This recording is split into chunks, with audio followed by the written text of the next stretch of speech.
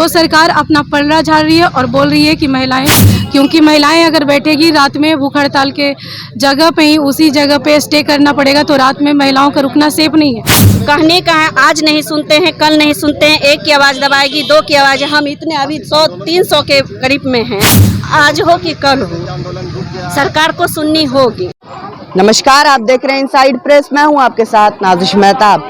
पिछले 15 दिनों से सीटेट बीटेट के जो अभ्यर्थी हैं वो लगातार प्रदर्शन कर रहे हैं। इस प्रदर्शन में जो महिलाएं हैं वो भी अपनी उपस्थिति दिखाती नजर आ रही हैं। तो आइए चलकर हम महिलाओं से बात करेंगे और जानने की कोशिश करेंगे कि किस प्रकार से वो लोग आंदोलन कर रही हैं, क्या कुछ कठिनाइयों का उन्हें सामना करना पड़ता है। तो बने रहें इस रिपोर्ट में, देखते रहें पूरी वीडियो।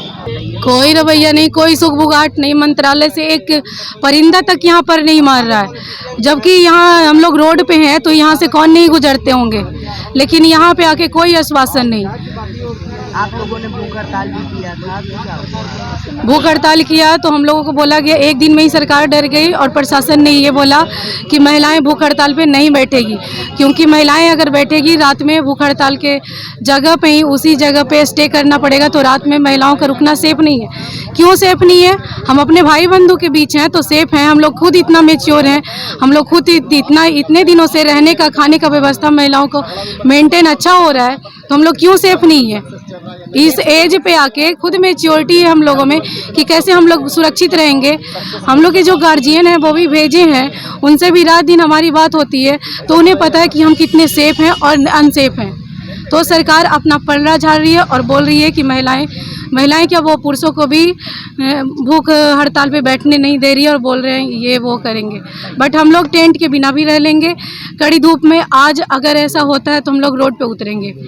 शांति, अगर हमने 15 दिन शांतिपूर्ण तरीके से हड़ताल किया है तो आगे हम लोग क्रांति भी जानते हैं। शिक्षक जो है वो शांति करते हैं तो वो क्रांति भी जानते हैं। चाणक्य की नीति रही है तो हम लोग भी अपनाएंगे। मैम, सरकार अगर आप लोगों की मांगे पूरी नहीं करती है तो आगे चलकर क्या कुछ प्रक्रिया होगी? मांगे क्यों नहीं पूरी करेगी? उनको मांगे पूरी करनी पड़ेगी। ऐसे कहने का है, आज नहीं सुनते हैं, कल नहीं सुनते हैं, एक की आवाज़ दबाएगी, दो की आवाज़, हम इतने अभी 100-300 के करीब में हैं। कितने की आवाज़ दबा? आज 300 हैं, कल 500 होंगे, परसों 600 होंगे। आज हो कि कल हो, सरकार को सुननी होगी। क्या लगता है बिहार की जो शिक्षा व्यवस्था है वो किस प्रकार की है? क्योंकि बिहार का जब बजट आया था तो सबसे ज़्यादा पैसा जो है वो शिक्षा के क्षेत्र में लगाने की बात जी, कहने के लिए वो पॉलिटिक्स है, वो कहने के लिए है। अगर उतना आप लगा रहे हैं तो आज जो 1.5 लाख 3 लाख सीट खाली है, क्यों वो सीट को पूर्ति क्यों नहीं किया जा रहा है?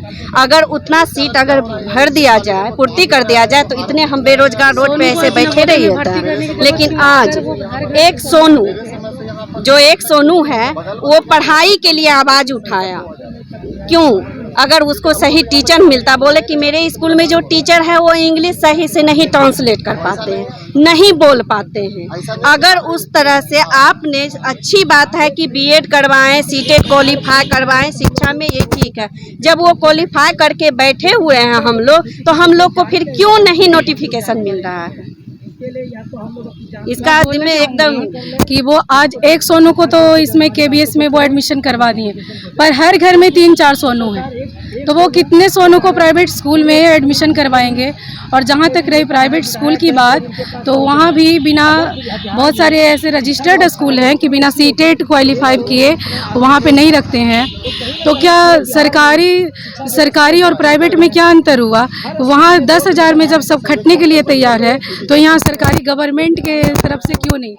तो हमारे गार्जियन से भी रिक्वेस्ट है कि वो जैसे प्राइवेट में मुआयना करते हैं, प्राइवेट में जाके तुरंत गुहार लगाते हैं, चेक करते हैं कि हमारा बच्चा ये नहीं सीख रहा, वो नहीं सीख रहा, तो आखिर वो सरकारी में क्यों नहीं पूछते हैं? हमारे से जो पहले वो सरकार जो है और मीडिया जो है वो सिर्फ ये निगेटिविटी दिखाते हैं कि टीचर को ये नहीं आता है, वो नहीं आता है, पर वो जो टीचर के ऊपर प्रेशर है, एक स्कूल आज के पेपर में दिया गया है 70 बच्चों पे एक टीचर, लेकिन अगर गुणवत्तापूर्ण शिक्षा की बात की जाए तो 30 बच्चों पे एक टीचर होना चाहिए, 30 या 35 एबव है, बट यहाँ आज 70 मुंह खोल दिया उन्होंने। तो अगर वो अच्छे से सरकारी स्कूल का मैनेज करेंगे तो प्राइवेट की क्या ज़रूरत होगी। और गार्जियन को भी वो अगर प्राइवेट में पैसे दे रहे हैं 2-4 हज़ार रुपये, तो वहाँ जाकर और पूछ रहे हैं आप कि क्या करेंगे, तो सरकारी में क्यों नहीं पूछते हैं आप? इसलिए कि वो फ्री है।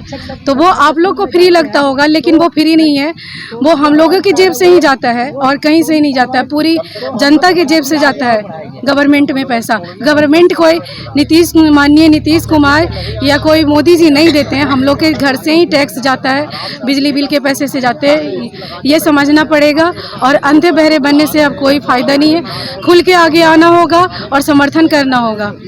तो आपने सुना कि किस प्रकार से महिलाएं जो हैं वो भी इस आंदोलन में शामिल होकर अपनी मांगों को उठा रही हैं। इसी तरह की खबरों के लिए बने रहे हमारे साथ, देखते रहें इनसाइड प्रेस। मैं हूं आपके साथ नाज़िश मेहताब।